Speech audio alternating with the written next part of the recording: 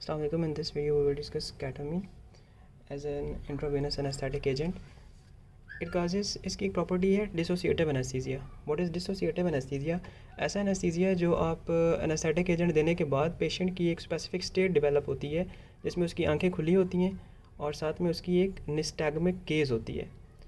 उस कंडीशन को हम बोलते हैं dissociative anaesthesia which is a specific property only of ketamine. You need to remember it acts through NMDA receptors. वो glutaminergic pathway को inhibit करता है, यानी एक्साइटेटरी सिस्टम जो है बॉडी का उसको इनहिबिट करता है. It has high lipid solubility, और लिपिड सॉल्युबिलिटी ज़्यादा होने की वजह से इसका रैपिड एक्शन होता है. और लो प्रोटीन बाइंड, ये एक ऐसा सिर्फ एक ही है ऐसा इंट्रावेनस एजेंट जिसकी प्रोटीन बाइंडिंग बहुत कम है. बाकी जितने भी हैं उनकी प्रोटीन बाइंडिंग बहुत ज़्यादा होती है, हाईली प्रोटीन बाउंड होते हैं. This is the low protein bound. CNS effects में क्या होता है, इसमें एमनीजिया जो है वो कंप्लीट नहीं होता. बाकी जितने भी हमने ऑलमोस्ट किए थे उसके साथ या तो हम एमनीजिया काजिंग एजेंट देते हैं या उनकी एमनीजिक एक्शन होता है, लेकिन केटामीन के साथ एमनीजिक एक्शन कम होता है. यानी पेशेंट को विविड जो है वो कलरफुल ड्रीम्स आते हैं, हेल्यूसिनेशंस होती हैं, आउट ऑफ बॉडी एक्सपीरियंस आता है जब आप उसको डिसकंटिन्यू करते हैं. केटामीन को डिसकंटिन्यू करने के बाद सो ये इफ़ेक्ट आते हैं. सो इसका एमनीजिक इफ़ेक्ट इतना ज़्यादा स्ट्रॉन्ग नहीं है. बाकी इट काजेज़ इसके अंदर जो रिफ्लेक्सेस होती हैं, बाकी हमने ड्रग्स में डिस्कस किया था कि उनके अंदर जो है रिफ्लेक्सेस को भी इनहिबिट कर रहा होता है. इसमें रिफ्लेक्सेस जो है वो प्रिजर्व रहती हैं और साथ में वो सिक्रेशंस भी बढ़ जाती हैं. मायोक्लोनिक एक्टिविटी आती है, ब्लड फ्लो को ये इंक्रीज़ करता है instead of decreasing the blood flow. बाकी जो है वो blood flow to the brain कम कर रहे थे, ये ब्लड फ्लो को बढ़ा रहा होता है, इंट्राक्रेनियल प्रेशर को बढ़ा रहा होता है. तो हमने एक पहले डिस्कस किया था कि अगर ब्लड फ्लो को जो बारबिट्यूट्स हैं वो कम करते थे, इंट्राक्रेनियल प्रेशर को कम करते थे, तो हम उनको स्पेस ऑक्यूपाइंग लीजन्स में यूज़ कर रहे थे. तो ये बिल्कुल अपोजिट है. सो this is कंट्रा indicated in space occupying lesions, या ऐसे पेशेंट जिनकी पहले ही इंट्राक्रेनियल प्रेशर इंक्रीज होने के प्रॉब्लम्स पहले से जिनमें होते हैं, हम उनमें केटामीन यूज़ नहीं कर सकते क्योंकि ये ब्लड फ्लो को बढ़ाता है और साथ में इंट्राक्रेनियल प्रेशर को भी बढ़ाता है. So we would not use ketamines in the patients having intracranial problems, पहले से जिनमें blood pressure intracranial pressure increase होने के प्रॉब्लम्स होते हैं. बाकी it causes emergence reactions. Emergence reactions वही हैं जो मैंने इधर पहले बताई हैं कि जिसमें अगर आपने डिसकंटिन्यू करते हो केटामीन की इन्फ्यूजन को, तो वहाँ पे कलरफुल पेशेंट को ड्रीम्स आते हैं, हेल्यूसिनेशंस होती हैं, आउट ऑफ बॉडी एक्सपीरियंस आता है, विजन डिस्टॉर्ट हो जाती है, ऑडिटरी सेंसिटिव टेक्टाइल हेल्यूसिनेशंस होती हैं, और उसको fear, confusion, even euphoric condition develop होती है पेशेंट में.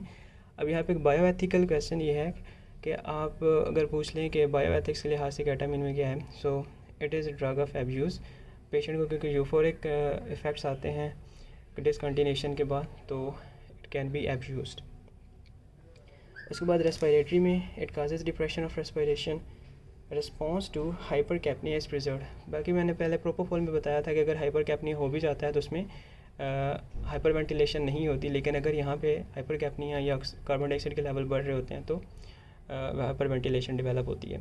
एयरवे रिफ्लेक्सेस भी इसमें प्रिजर्व होती हैं. इवन एयरवे रिफ्लेक्सेस प्रिजर्व होने के साथ साथ यहाँ पे सिक्रेशंस भी बढ़ जाती हैं. तो इस प्रॉब्लम को प्रिवेंट करने के लिए हम इसके साथ एंटीकोलिनर्जिक्स देते हैं. एंटीकोलिनर्जिक्स देने का यही होता है कि वो रिफ्लेक्सेस को प्रिवेंट करते हैं, सिक्रेशंस को प्रिवेंट करते हैं, जिसकी वजह से ये वाला इफेक्ट नहीं आता.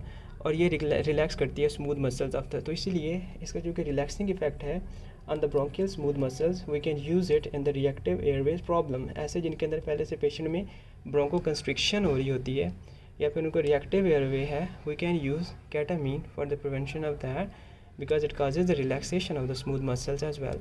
सो ये वाला जो प्रॉब्लम है, इमरजेंस रिएक्शंस जो बताई हैं, इमरजेंस रिएक्शंस को प्रिवेंट करने के लिए हम इसको कंबाइन करते हैं बेंजोडाइजेपिन्स के साथ. जब आप बेंजोडाइजेपिन्स दोगे केटामीन के साथ तो इमरजेंस रिएक्शंस नहीं आएंगी.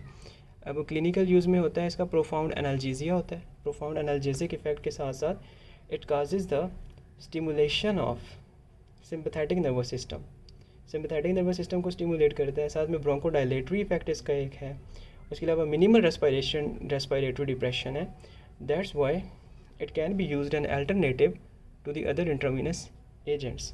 लेकिन इसका जो पोस्ट साइकोटोमाइमेटिक इफेक्ट है, जैसे कि आपने यहाँ पे मैंने बताया इमरजेंस रिएक्शन में इसका साइकोटोमाइमेटिक इफेक्ट है, वो एक है, लेकिन उसके बावजूद हम केटामीन को सेफली यूज़ कर सकते हैं.